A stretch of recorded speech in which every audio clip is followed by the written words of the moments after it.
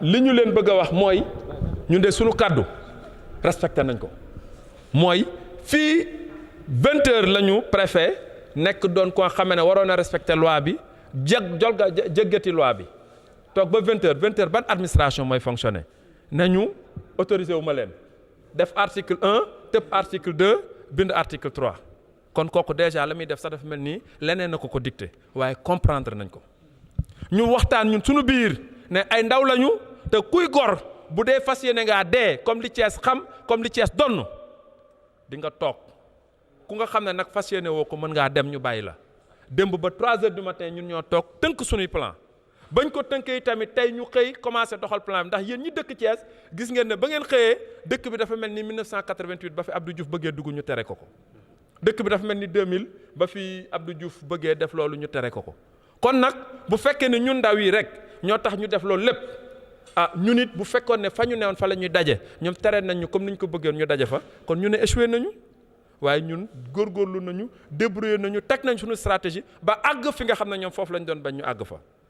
ba ñu demee bay waaj a départ ndax it gis nañu manko national ba mu déparé marche ba na mu demee woon looloo tax ba ñu waxtaanee ñu def suñu unité d'action mooy ay groupe yoo xam ne kenn ku ne am na fooy taxaw am loo fay def ndax ñoom mënuñu am doole boo xam ne mën nañoo contrôler ci biir dëkk bi.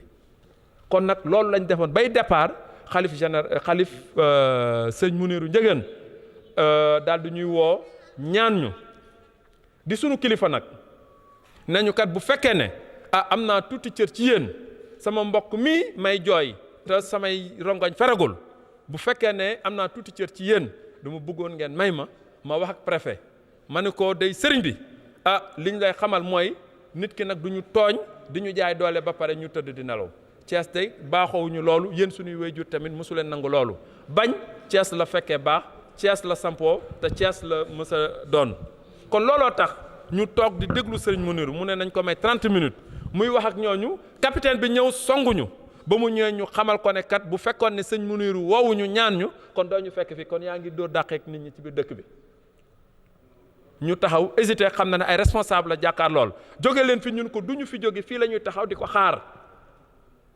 ñu chargé ñu ndax ñun li ñu doon xaar mooy nit ñu indi ndax mobilisation bu ndaw bi ñu def mooy buñ ñu attaqué fi ñu taxaw ñeneen ñi fañ leen samp danañu def lu nga xam ne ñoom balaa ñuy mën a àgg fépp dana fekk ne dëkk bi doon leneen lu nga xam ne ñoom duñ ko mën a gérer waaye fa ñu taxaw sànniwuñu ñu nit tàmbaliwuñu sëriñ Mounirou wootewaat ne mi ngi wax ak kii nañ ko mayaat man ko sëriñ Mounirou capitaine baa ngi nii taxaw jàkkaarloog ñun boo bëggee ñu paas la ko parce que it mi ngi ñu fiy bëgg a jëlee te bu ñu bëggee songu danañu réagir mu ne paas ma ko mu ne waxuma ak moom mu fàttali ñu nag li seen njiit ñoom di Macky Sall waxoon sëriñ si ay citoyens simple lañu comme nag ay citoyens simple lañu jox ñu cër kilifa yi ñu nag ci sunu yar ak sunu diine ak sunu lépp dañ leen di jox cër ndax bët bu rusul toj lii benn bis la tey te new ñu bàyyi leen marché bi daf ñu ne may leen ma dëj bii daal di sedd ma def sama dëju mag bii bu ko defee après nag mën ngeen def seen àq ak seen yelleef loolu nag ñu tegu ci noonu moom comme wane na ñàkk kersa ñu taxaw fi ñu taxaw ba ñu demee ba naan gaañi nag comme ñii ñi ngi waaj ñu nit nañu waaj ci la ñu commencé songu am ñu ci jàpp dóor leen dóor yu méttee ba ñu commencé redéployer wu fekk na ñoom wër nañu ñu commencé jàpp ci ndaw yu bëre kilifa yi parti jeunes yëpp daanaka jàpp nañ leen waaye ñii ay gor lañu ñii da nga leen di rey waaye doo leen toroxal kon nag ñu xamal leen ne mbir mi day door a départ ndax it nag fii kilifa dina fi jafe dugg te liñ leen wax na leen wóor ne tey suba gannaaw suba du ñu pare ñoom day bu fekkee ne du ñu nelaw ñun dinañ nelaw ba ñu neex ñu te li ñu war a def dinañ ko def loolu moom mooy liñ leen di wax di mettitlu nag ñi nga xam ne ñoom la ñu àndal seq manko bi au niveau national ñëpp seetaan waaye ñun Thiès maanaam bu ñu wéetee sax dañuy wéet suñu dëgg ragaluñu ay gor a ngi nii ay nit ñu am jom a ngi nii des gens qui ont toujours porté le combat ces jeunes-là on est fiers de c'est de dignes fils de Thiès et ils suivent les traces n'est-ce pas donc de kon nag ma xamal leen ne rek ndaw yi ay gor lañu fas yéene nañu ànd fas yéene nañu continuer li nga xam ne dinañ ko def ba sénégalais jafe-jafe yi ñu nekk jafe-jafe yi mën a saafarawu lii nga xam ne mel na ni dañoo tënk opposition bi di xoqatal di tëj ñeneen ñi ñemew ñoo wax ñun bokkuñu ci ñi nga xam ne dañuy tëj seen gémmiñ bokkuñu ci ñi nga xam ne dañ leen di napp ñun li ñu war a def mooy taxaw askan bi dinañu taxaw askan bi ba askan bi xam ne dañ leen taxaw di ñaan nag département 45 département yeneen yëpp nañu bàyyi xel ci li ñu def kenn ku nekk def lii bu fekkee ne Macky Sall am na force de l'ordre yu mën a contenir peuple sénégalais bi nga xam ne ñoom la ñu war a protéger ñu bëgg leen a dóor nañ ci dem. est-ce que yaakaaru leen ne wut yeneen mode di xeex yu dul marche jot na. non ñi ngi ci monde xeex yooyu ndax fii ak suba ak gannaaw suba ak gannaawati suba chaque jour di ngeen gis lu bees ndax dafa am lu tàmbali ndax ñun kenn duñu def lii ñun dañoo jiite grève yàgg a xeex 30 ans ñi ngi xeex kon nag bu ñu demee ba yee ñu jàppoon ne bàyyi nañu loolu kon dugg nañ ci lu nga xam ne dinañ ko rëccu. de Manko de Thiès, président national de la commission des jeunes de Manko. Peut-on parler de marche avortée? Pas du tout. Nous avons respecté nos engagements. Nous avions dit que nous ferions face et nous avons fait face. Vous vous êtes rendu compte que depuis le matin, toutes les forces de police possibles et imaginables ont été déployées dans la ville. Mais les jeunes, en bons stratèges, en bons combattants, en dignes fils, se sont regroupés et se sont déployés. On a pu atteindre l'objectif qu'ils ont voulu nous interdire.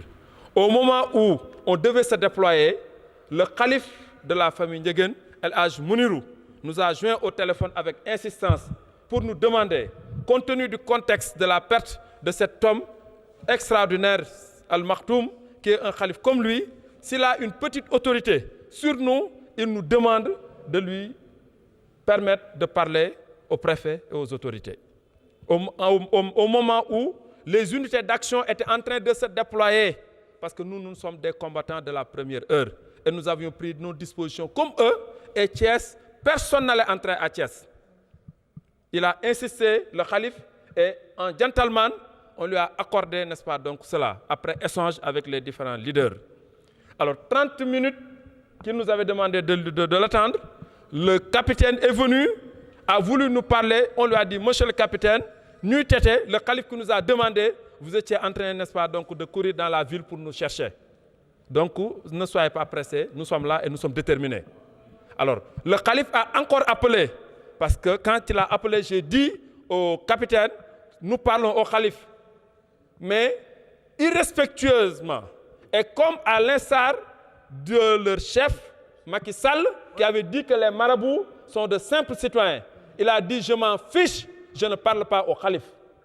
Oui, donc nous avons dit que ces gens-là ne méritaient pas notre considération. Mais nous sommes restés sur place. Quand on a commencé à déployer nos forces, n'est-ce pas, ils nous avaient déjà quadrillés. Et au moment où le calife a encore appelé pour dire, attendez, je lui ai dit, ils sont en train de nous prendre. Parce que parmi nous, il y avait des gens qui étaient préparés, parce qu'il y avait des points stratégiques que nous allions attaquer. Il n'y aurait plus de circulation. Ils en ont pris quelques-uns, ils les ont battus sauvagement, ils les ont battus sévèrement. Ils sont nombreux. Nous sommes restés. D'autres avaient commencé à se déployer. Et après, ils nous ont attaqués. Et quand ils ont attaqué, ils avaient commencé à prendre les jeunes leaders des différents partis qui sont là. C'était désolant. Parce que nous n'étions pas encore sur le combat.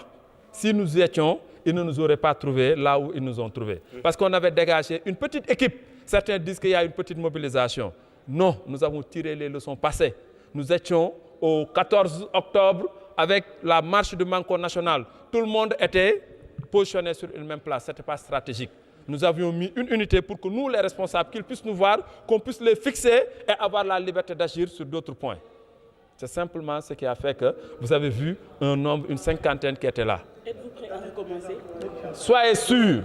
Soyez sûr qu'à partir d'aujourd'hui, un ministre ou quelqu'un d'autre n'entrerait plus dans cette ville-là. Nos jeunes vont être libérés. Et nous allons dire au calife que par respect à vous, on a subi un grand tort.